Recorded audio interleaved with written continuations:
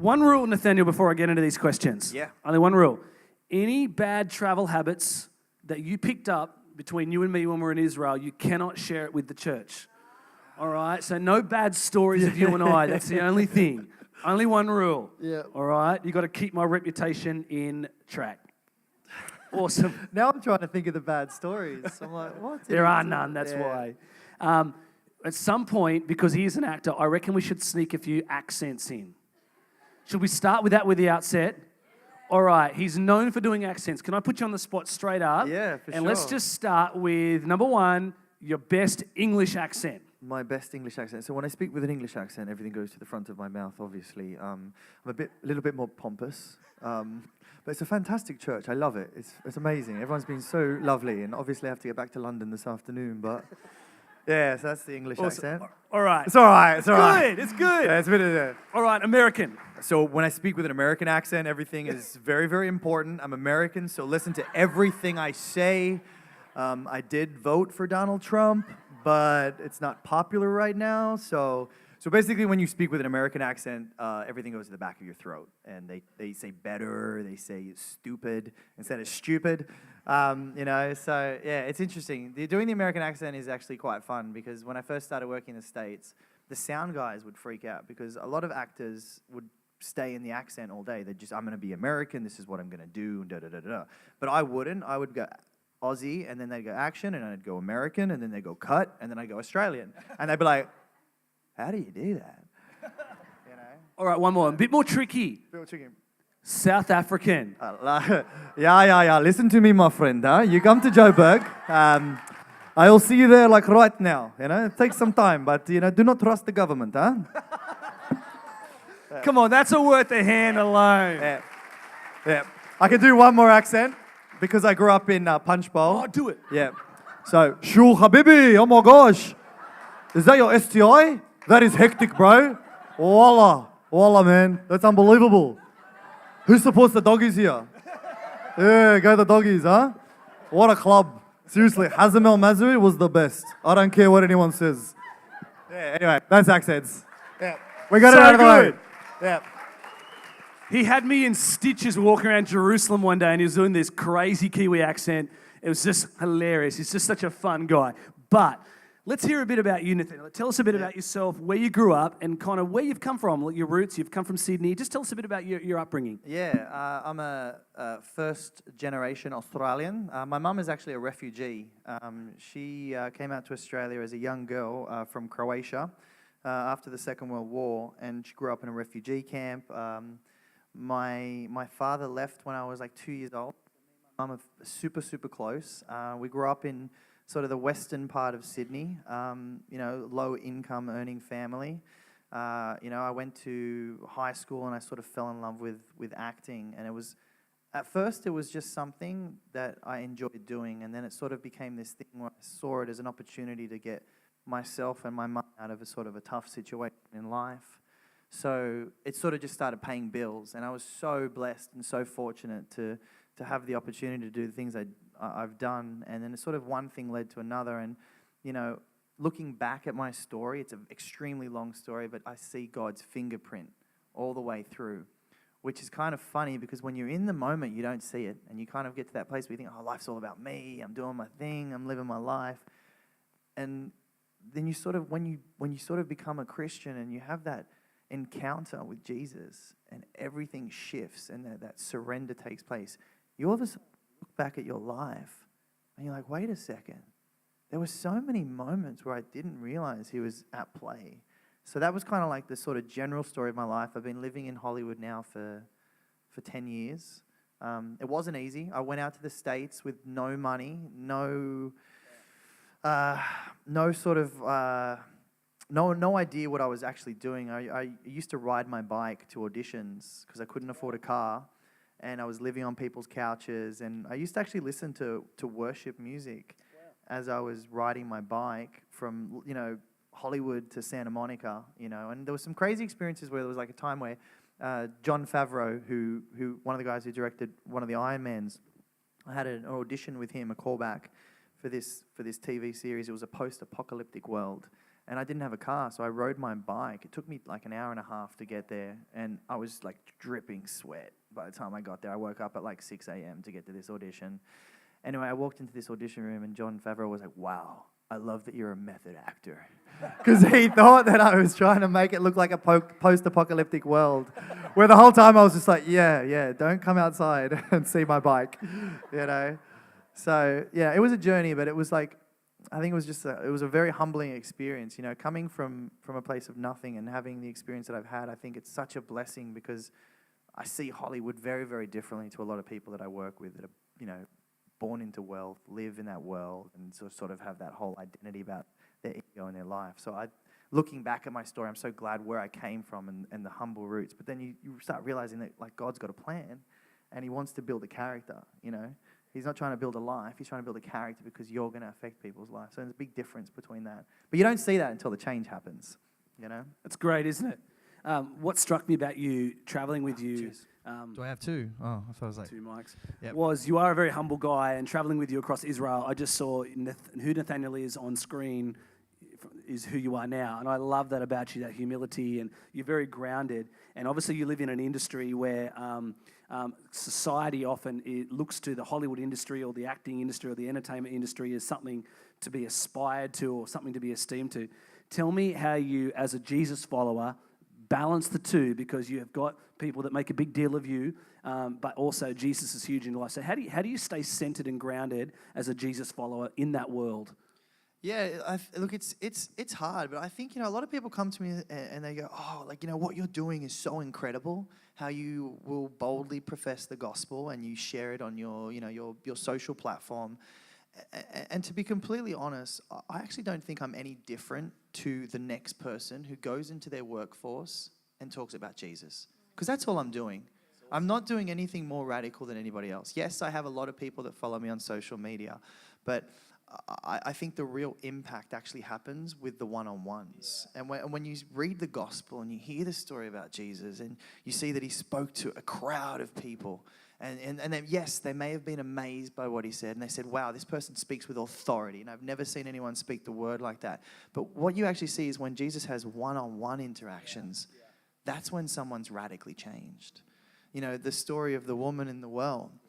Jesus sits with this woman, and she's so changed by how He knew her so intimately that she ran to her village, told everybody about Jesus, and they all came back. But it was the one-on-one. So I don't see myself doing anything braver than the next person. Whoever goes to work tomorrow, we all go to work on Monday, you all fight the same battle I do. And I don't see it any different, you know. There's no difference between what I do and what you do. Fear is fear. And we all have it. We all have fear. And what I think I found so interesting about my experience, I wasn't always a Christian. I think I've always been in love with the story of Jesus, but I fell in love with Jesus much later in life. And there's a huge difference between loving the story of Jesus and loving Jesus, you know. So I became a Christian when I was 27. I booked the Vampire Diaries. It was my first job, and my mum will attest to this. I was this close to giving up because I tested and tested and tested for so many different TV shows, got close, 15, 16 times, where it was me and another actor, and I just kept missing out, and I ran out of money. I ran out of money. I was in the States. It was 3 years. I'm like, this is just an empty dream now. And I remember being at a Chick-fil-A, which is funny because it's a Christian restaurant, and I got a phone call from my manager, and he said, oh, you've got a job. And I was like, how could I have a job? I haven't auditioned for anything. And I actually got a straight offer on the Vampire Diaries because I tested for them 2 times before. So it just came out of the blue. And I remember flying to Atlanta, and I thought, oh, my career's started. My whole life has started. This is just so exciting. And I was just so buzzing about this idea of my life starting in this industry and making it in Hollywood, especially coming from Punchbowl, where everyone's like, oh, you're never going to make it. Like, I remember in high school, people would be like, what do you want to do when you leave school? And I was like, I'm going to work in Hollywood. Everyone's like, yeah, right. Good luck with that, bro. Or, look, bro, no way. Bro, no way. Like, most of the guys were like, I just don't want to go to prison, So it was interesting when and people legitimately laughed. They were like, that's not going to happen. But it's amazing what God will do. But what I realized is I got this job. I get to Atlanta. Now, what happened 3 years earlier is I was with a Christian friend of mine. We went snowboarding down south. It was an 8-hour drive back, and I wasn't a Christian at that point. And my friend Justin, who is a dear friend, I had dinner with him last night. We were driving home, we had 8 hours, and he's like, hey, do you mind if we watch a DVD? And I was like, yeah, no worries. He's like, oh, it's a Christian DVD. I was like, oh, nah. I'll just look out the window, you know? But eventually he convinced me, he said, no, this guy's a really great speaker, and, you know, he just talks about the universe and all these things, and let me just watch one. And I was like, okay. And I remember sitting out the window, not paying attention, and the more this guy spoke, the more I listened to, like, just truth bombs that sort of started shifting my heart a little bit, you know? And I was like, okay, that's interesting. So we fast forward 3 years later, and I ended up watching 8 DVDs after that because we had a long drive, and I was like, this guy's awesome. I just want to keep listening. So we fast forward 3 years later. I'm in Atlanta. I've booked my first job. That's where the Vampire Diaries shoots. I'm talking to my brother on Facebook, and all of a sudden my friend Justin pops up online, and he says, hey, what are you doing? I'm like, oh, I'm in Atlanta. I booked my first acting job. Like, I'm finally getting my career started out here. I'm so excited. And he was like, hey, remember those DVDs we watched? And I was like, yeah. He's like, the guy that was speaking has a church in Atlanta. You should go. And I was like, well, if I have time, you know. And I was just hesitant. And then I go, look, if it's close, I'll check it out. So I ended up going to this church because it's 15 minutes from my hotel. And this guy, Louis Giglio, speaks. And he's incredible. And I started hearing him speak, and I was like, this is unbelievable. Like, I've never heard truth like this before. And I've never heard Jesus spoken like this before. You know, I kind of had a basic understanding of who he was, but the way that Louis worded things and inspired people, I just felt something in my heart. And I was in a stadium of 50,000 people. It was a passion conference. And I remember him saying, what is your life about? And what do you want your life to represent? If you have one arrow and it's shooting in one direction, what is that arrow going to be? And I remember going home to my hotel that night, and I just started on the show. Nobody knew who I was. I was a complete unknown, but I knew how popular the show was, and I looked at my Twitter, and on my Twitter handle, it said, Nathaniel Bozolic, actor/social drinker. And I looked at that like it was my tombstone. Wow. And I was like, is that what I want my life to represent? Is that what I am? And I looked at all the people I was working with, like, the world doesn't need another actor. There's plenty of them, and there's more knocking on the door, you know? So I remember that night, I just felt like I'm gonna go with this. So I removed that, and I just put Jesus follower. And I didn't even know what that actually represented at that time, because when you first surrender, you don't realize what you're jumping into, you know? You're kind of like Peter. You're like, I'm going to walk on water. And you're like, whoa, help me, Jesus, help me. I'm not ready, you know? So it was one of those experiences where I just sort of dived in, and it was scary because I thought no one's going to follow me. No one's going to listen to what I have to say. And now we go 7 years on, and we have this unbelievable experience where he's just fed into me, and I've seen the power of God move in people's life. I've seen 2 things. I've seen a broken world, and I've seen the power of God. Come on. You know, and that all started from this one step. And then you start, and that's what when I talk about looking back, I'm like, he was there the whole time, just waiting for me, you know? And it was just that moment saying, okay, if you're ready, I'm ready. If you're ready, I'm ready, you know? And then the journey keeps going, and there's so many more things over the last, you know, so I was 27 when I made that choice. I'm 35 as of yesterday. And the road has been very, very interesting, but I'll let you keep shooting sort of. Great, isn't it? Yeah. It's just great hearing his story. I know there's more to that story. There's a lot, yeah. So you took this role, The Vampire Diaries, Yeah. which then spun into the originals. So Yep. your career was going really strong, Yeah. powering on. Something pretty difficult happened, Yeah. and your world was rocked. Yeah, so I met a French girl, you know, sounds romantic, in Paris. She didn't speak any English. I spoke no French. So the relationship was interesting to begin with. We ended up dating for about 2.5, 3 years. And in 2016, I found out that she was cheating on me the entire relationship. And again, I got rocked.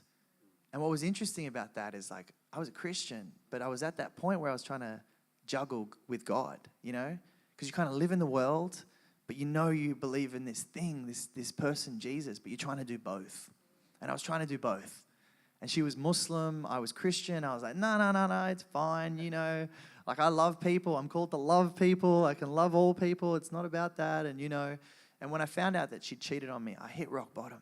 I was just like, My whole future got ripped away from me in a moment. And my value and everything I thought I knew and understood. And when someone betrays you in that way, the scar is really, really deep. It's deep. And I know when I talk, and I've shared this with a lot of people, I know that there's a lot of people that can share that pain. Whether it's unfaithfulness, whether it's disappointment, whether it's parents that didn't love them, or fathers leaving, or mothers not, all those things. I know that there's so much brokenness there. And you get to a place where you're like, I don't feel anything anymore. I just don't feel anything. I felt numb. And I woke up, my mum sort of, bless my mum, she would, I'd call her and I'd be crying and I'd just be in such a dark place. And I was in Hollywood, and I don't know, one morning I woke up and I started watching the news, and everything was going on in Aleppo, with the airstrikes and, ISIS. And I was watching this TV and I saw this young boy called Umran who had just been hit with an airstrike. He was sitting in the back of an ambulance and he was covered in blood. And I remember watching it on TV, and he put his hand on the seat, and he realized he put blood on the seat, and he felt so self-conscious, like he's just done something wrong, and my heart broke for him. Because I'm like, there is no way this child should be in this situation. And I thought, you know what? I'm numb. I'm like, don't feel anything. I need to do something that's going to just shift. So I remember like going, okay, I want to go to Iraq. I want to help. I want to do something, and I don't want to just sit around. So I started like looking for organizations that I could maybe reach out to. And I remember putting on a podcast from Passion City Church, Louis Giglio, always happens. And he started talking about this organization that they work with called Preemptive Love. And they're like, oh, they're in Syria and Iraq. And I was like, bingo, cool. Thank you, God. So I reached out to Preemptive Love on social media and I said, hey, can I come out and serve? And they're like, it's a little dangerous at the moment. Obviously, it's 2016. I was like, I don't mind. I'm ready. I can come out. I can serve. I just want to like support you guys and share what you guys are doing. So they said, sure. So I didn't tell the show. I said I need 10 days off for personal reasons. I booked a flight from Atlanta to Iraq. I didn't tell my mum. I told her I was going to Greece. Yeah, I don't encourage lying. I just knew she wouldn't agree with it. And I did tell her after, as soon as I got out of Iraq, I did tell her. But what was fascinating about that is I was in the darkest place of my life, broken, empty, numb, as a Christian, couldn't pull myself out. I'm in this refugee camp. I'm playing with these kids who have lost everything. They've lost brothers, sisters, mothers, fathers to ISIS. I heard horrific stories for 9 days. Most days I would cry because you're just like, there's evil in our world that we don't really understand until you see it. And you see these kids. But I remember one day I was in this refugee camp with these kids and I'm playing with them. And I was so focused on making their day better. And we didn't speak the same language, so we're just playing basketball and we're hanging out. And I was so focused on making them happy that I forgot about myself. And I forgot about my brokenness and my pain. And I just remember going away for a moment at the end of that day and sitting by myself. And I remember like, as clear as I can hear the voice of God in my heart, God was like, if you're so willing to give up your life, because that's how I felt. I didn't want to die. I wasn't going to kill myself, but I felt like if I died, no big deal. Because obviously the day before I'm walking around a city called Batnay, and Mosul is 20 minutes from where we are. I can hear the mortars going off. There's airstrikes. I'm walking around. Mum doesn't know all this. She's going to get angry at me. And I was just numb. I was with one soldier, and he's like, get down. There could be snipers. I'm like, it's all good. And I remember God saying to me, if you're that willing to give up your life, give it up to me. Because what's the difference? Sometimes we get to a place in our life where we're so numb, we don't care. We don't care what people think anymore. We don't care what the result is. We don't care if we win. We don't care if we lose. We just don't feel anything. And that's when he interceded and said, if you don't care, give it up to me. What's the difference? Love, and be bold about your love. Because if you don't care if people like you or hate you, share the gospel, And it was powerful. I left Iraq and I was like, he's right. God stood in front of me and said, what's the difference? Love. That's all I command you to do. And I left Iraq fired up, absolutely fired up. I was just like, I don't care. So my passion for God went from like a 6.5 to like a 9, And I just said, I don't care. I'm going to share this with everyone. But I realized I didn't know enough. Didn't know enough about the gospel. Didn't know enough about Jesus. My faith was basic. So therefore, my ability to share the gospel was basic. You know? So I started studying. I just would study the word. I'd just read and read and read. I'd read the Old Testament. I'd read this. I'd read that. I'd watch YouTube videos for hours, fill in my Bible with notes, and I started to understand the story of God. I started to see his character. And then I was in church in Atlanta, always happens, and I felt like God said, you have to go to Israel. I was like, okay, I'll do it. At that point, I was all in. So I was like, I'll book a flight next week. I don't care, you know. So I booked a flight. I found a flight that was like 2 months later. And this is how God just like, this is the funny thing about God, where we're like, so often we're like, is he working in my life? Is he working in my life? And it's like, are you stepping towards him, you know? So I'm sitting in this car park at church. I'm a week before going to Israel. I've planned nothing. Nothing. All God said to me is, I want you to go and take photos of where I was, basically, because I love photography. I'm like, okay. And I'm like sitting in the church, and this is how bold I became with my conversations with God. I was in the car park of Passion City Church. It's like, God, I'm going to Israel in a week. I have absolutely nothing planned. I need your help. I'm going to walk into this church. You're going to introduce me to someone who's going to point me in the right direction, because this is about you. It's not about me. Got out of my car, walked straight into church, and I see a friend of mine who I've known since the beginning, and I walk up to him and say, hey, Leighton, what's happening? And he's talking to this young kid called Trevor. And he's like, hey, it's my friend Trevor. I'm like, hey, what's up, Trevor? How you doing? He's like, no, not much. I was like, see you guys later. Boom, I saw another friend of mine, and I started chatting to this girl, and I was like, oh, I'm going to Israel. And, you know, and she's like, oh, you should go talk to Trevor.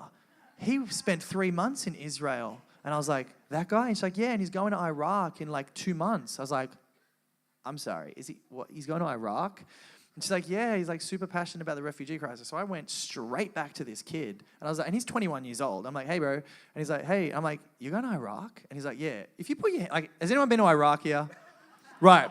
It's the same deal at Passion City Church. If someone said, who's going to Iraq? Who's been to Iraq? Me and Trevor would be the only two people who put our hands up. It's just one of those situations. And I started chatting to him. I said, hey, I heard you're going to Iraq. He's like, yeah. I was like, is there any organization that you want to sort of meet or whatever? And he's like, man, I'm like, there's one organization I want to meet, but I just have no contact with them. I was like, which organization is it? He's like, oh, it's Preemptive Love. And I'm like, all right, well, I know him really well because I spent, you know, this time with him and they've become really good friends. So, and I said to him, I've got this trip coming up to Israel and I heard you've been. And he's like, what are you going to Israel for? And I'm like, well, to be honest with you, God told me to go and take photos. And he was like, no way. I was like, yeah, why? He's like, well, God told me to take photos in Israel, but I'm not a photographer. And I was like, what? So me and this kid start chatting, and 45 minutes later, I say, hey, would you come to Israel with me? And he's like, yeah, I'm in. So this kid books a flight. 21-year-old kid, you know, I'm 35. This kid comes with me, and we have this unbelievable experience in Israel, which just blows me away. You know, you read the Bible and you read this black and white text, and you just read these stories. And maybe you've come to church your whole life, and you're like, yes, Jesus feeds 5,000. Yes, Jesus walks on water. Yes, Jesus cries in the Garden of Gethsemane. But when you go there, you realize it's not a story. It's an event.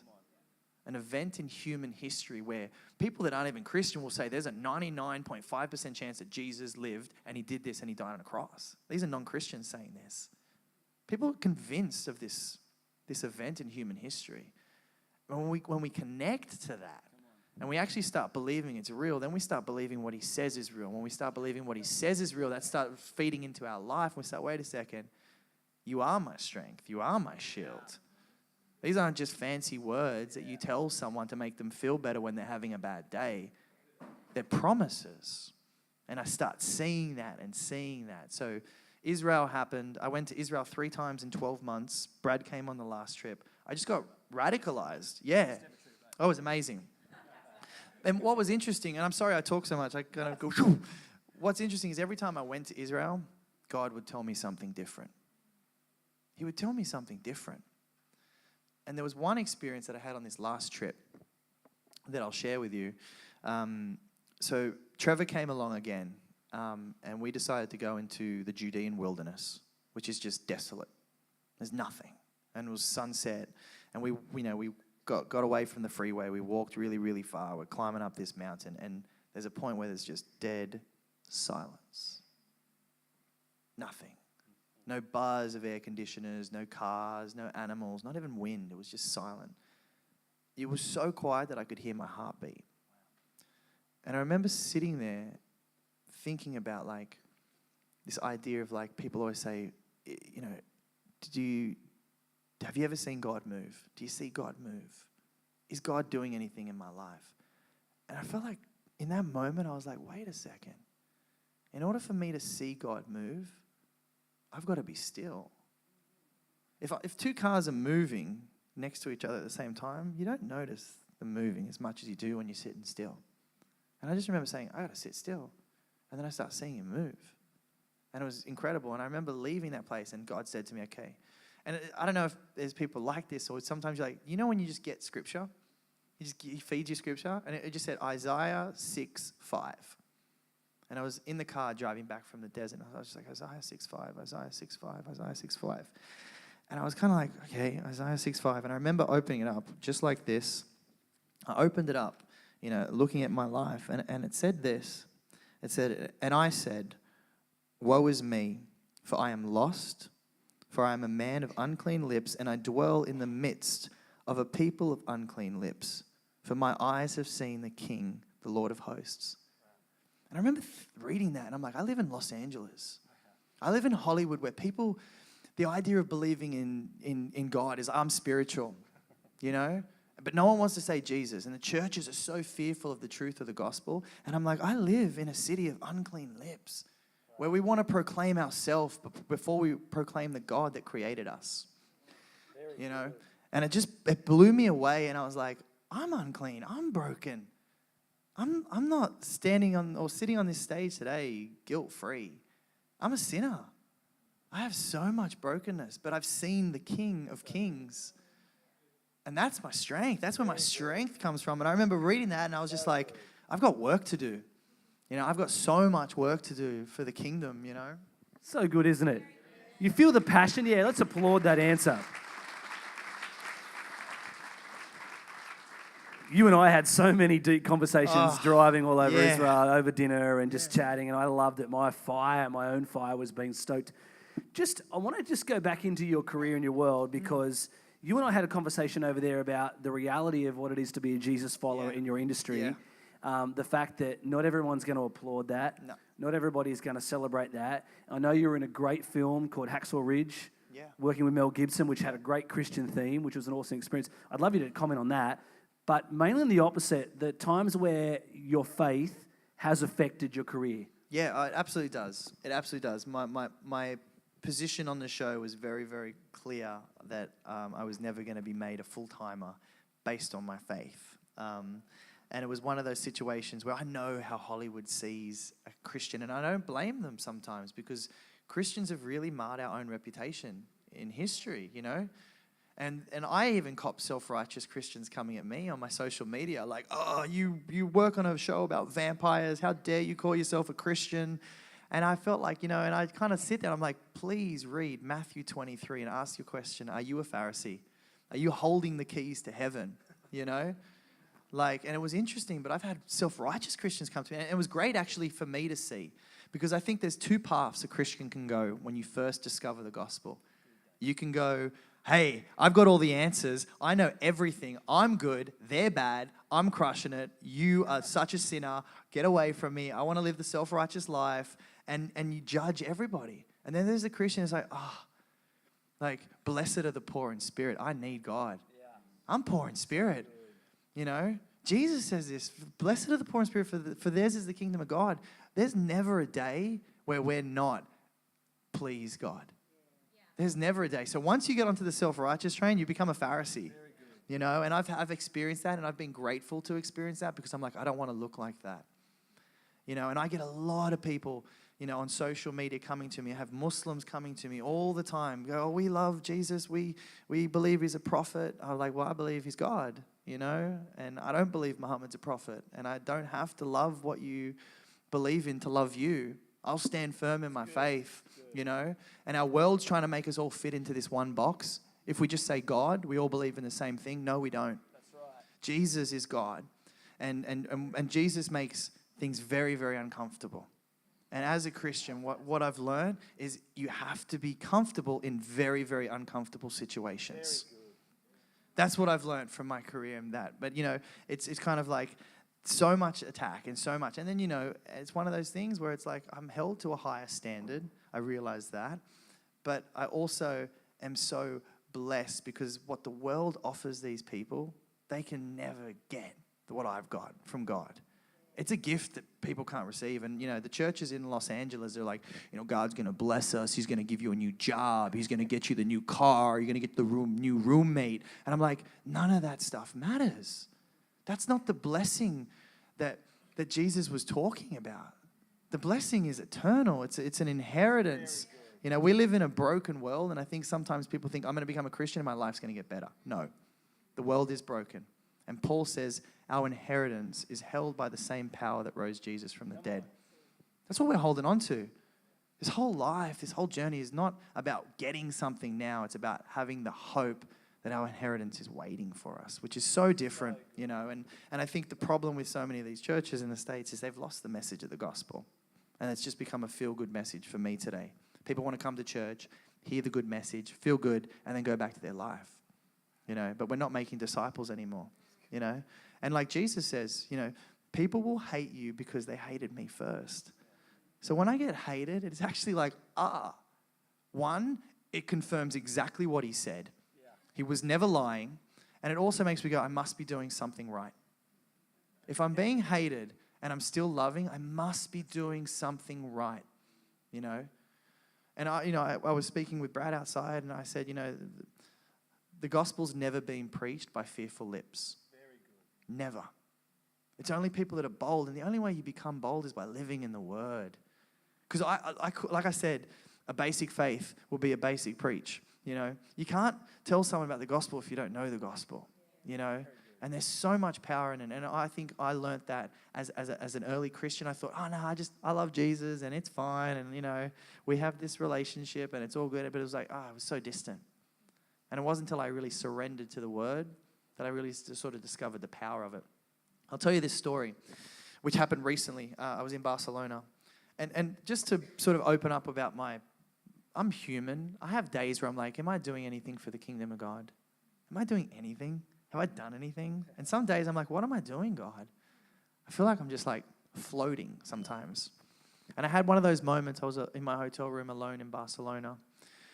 And then the week before, I had the opportunity to do a fan convention. It's about 1,000 people that come and meet the people from the show, the Vampire Diaries and the originals, and 1,000 kids will be sitting in this room, and I'll just start talking about Jesus. I can't help it, which becomes very uncomfortable sometimes because people just think it's going to be about the show, and I just start sharing the gospel. But hey, I got 45 minutes on stage, so you have to listen. But there was a young girl that I'd met a year earlier, and she had a really, really bad car accident when she was a child. And she's confined to a wheelchair now. And I've been talking to her for a year, met her at a convention the year before, kept in touch with her. I had the opportunity to pray for her, just between me, her, and her mother, just recently, last month.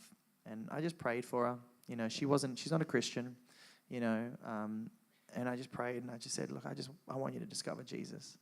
And I want you to fall in love with Jesus, because when you fall in love with Jesus, you realize why he fell in love with you first, So I'm praying with this girl, and I only had 10 minutes because I had to get back to work, and I prayed with her, and I chatted to her for a little bit, and I keep in touch. And then I was in Barcelona a week later, sitting in my hotel room going, what am I doing? Am I doing anything? And then all of a sudden I get this text message through from this young girl's mum, and she said, I just want to thank you because after you prayed for us, Emily just felt different. And I took her for a walk the next day. And I asked her how she felt. And this girl's never read the Bible. And she said, I just feel like I've been saved. I feel like I have salvation. Wow. I'm like, I start crying. I'm like, wow. God just goes, here, look. So I left my hotel room crying, sobbing. I'm in Barcelona. I'm emotional. I'm an emotional guy. I'm a Leo.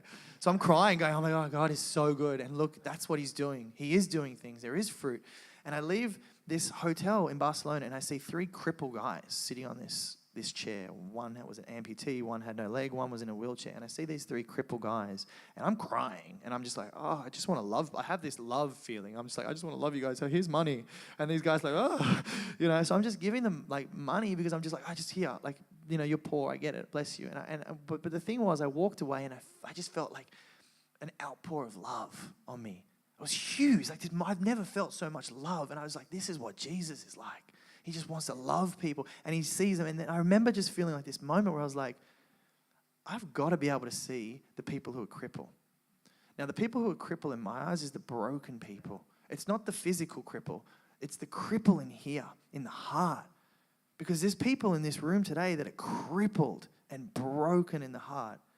And there's people who we need to see those people and give them the message of the gospel. And when you share that message of like hope and faith and love and value from something the world can't offer, and you see how it works, all of a sudden you start believing, you know, from James where he says, faith without works is dead. And I remember reading that, goes, faith without works is dead. What does he mean? I realized if I'm not sharing the gospel, I'm never going to see the power of faith. If I'm not interceding into people's life and sharing this message that changed my life, I'll never feel what the power of faith is. I mean, it's just this weight of power. And what I find fascinating about that is if we go back to Iraq, when God interceded into my brokenness, what I find amazing about that moment now is that he wasn't just thinking of me in that moment. He was thinking of every single person that I go to now and say, hey, do you know about Jesus? Let me tell you about the Jesus that I know. The one that came for the sick, the weary, the weak, the blind, the broken. And then I start realizing God has this plan for all of us to do the same thing. So when he saves someone, he's like, yes, I'm saving you today, Nathaniel. Yes, I'm interceding in your life, but I'm also interceding into this person's life in 1 year's time, 2 years' time, 3 years' time. There's people in this room today that were saved by somebody else. And there's somebody out there in the entrance, on the Central Coast, at your job, who's going to be saved by you. And that's what God wants. I'm looking at the body of Christ right now. And the body of Christ needs to work because there's so much need out there and the workers are few. There's so few. Because there's so few people who are just willing to go, I don't care. I don't care if you hate me, you don't like it. You know, what I found fascinating about this is every time I've stepped up and said, I'm going to talk about Jesus, it's always shocked me, the response. Because my expectation is like, oh, no thanks. So often it's like, I feel different. I've needed that. I needed that encouragement. I needed that reminder. I woke up this morning feeling empty, lost, and I asked God to tell me he still loves me. And then you come in and say, hey, I just want to tell you that Jesus is out for you. He came for you. Because we have a God that interceded into human history, not for himself, for us. So he's telling us what we need to do. We need to intercede in someone's history, someone's present, you know? So it's the power of the gospel. Yeah. I'm sorry I talk so much. I know you had more questions. We're almost out of time, and you can just see is that fire and that passion and that boldness, and I want to honor you as a vessel. You're a willing vessel to just use your platform, use your gifts, use your talents, use your skills, and to be whatever he wants you to be. And so as we finish, we could just keep talking for hours. I was going to ask you what's next, blah, blah. But I reckon what would be really good is for you to pray for people.